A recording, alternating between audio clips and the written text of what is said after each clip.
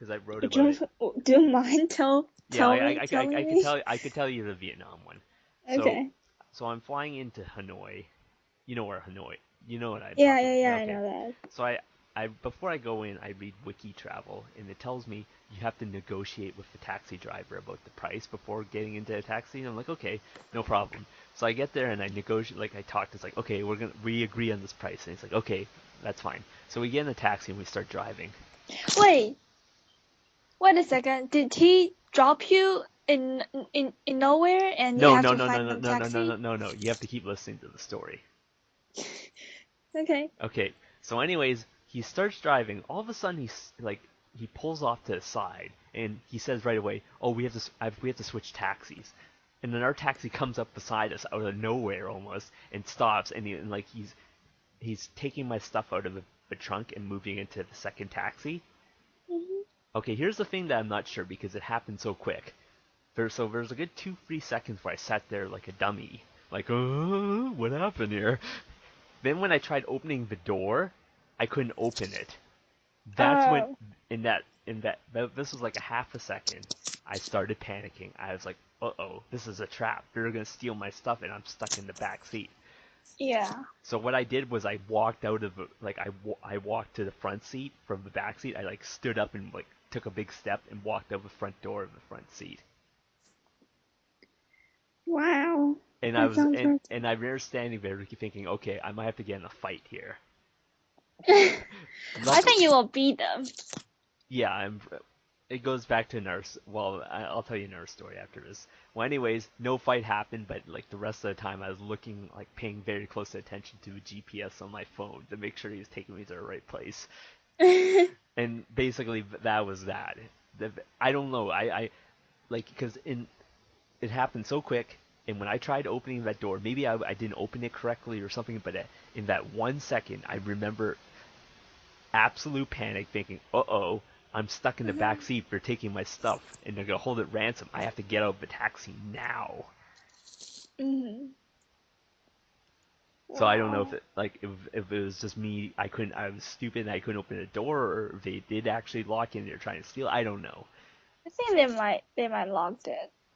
Yeah, who knows? But maybe it was like a child-proof seat because like certain cars, it's like child-proof. So Oh. you can't open the door from the inside. You have to wait for someone to open the door from the outside. Yeah. But like I said, I had 1 second to react. So I reacted. I think you how you reacted was right. Just should you should be aware of danger all the time we're alone. When you are alone. Yeah. Well, my other story is like because when I first got to Asia, because I met up with my mom and dad in Vietnam, and but because my parents grew up in Vietnam, right? Mm.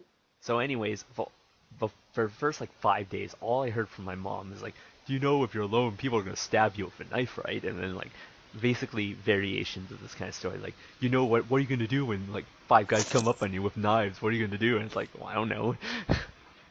So after a while, after and I wrote about this in my big blog post. If this started, all this negative talk started to affect me mentally. So after a while, even I was like, man, am I gonna get stabbed? I started to get worried, right?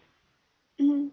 So anyways, this was around May 2nd. It was my friend's birthday, so I called my friend. She's also Vietnamese, and she's Canadian Vietnamese, and she's been back to Vietnam. So I called my friend and we're talking. It's like, oh, happy birthday, blah blah blah blah. Then I told her. Eventually, we started talking about like how I was getting mentally screwed up by my mom. Mhm. And my friend's like, oh, don't worry, Ed. You'll just take them down and beat them up. And I was like, oh, that's a good point. Yeah, why not? Like it just like the whole idea of that is like it's a very important. I realized at that moment the importance of having like good, positive people around you.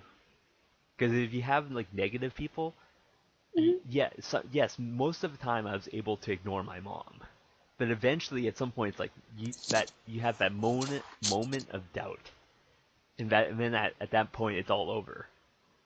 Mm. Because like okay, say you're a very strong minded person, but you have like people talking bad about you all the time.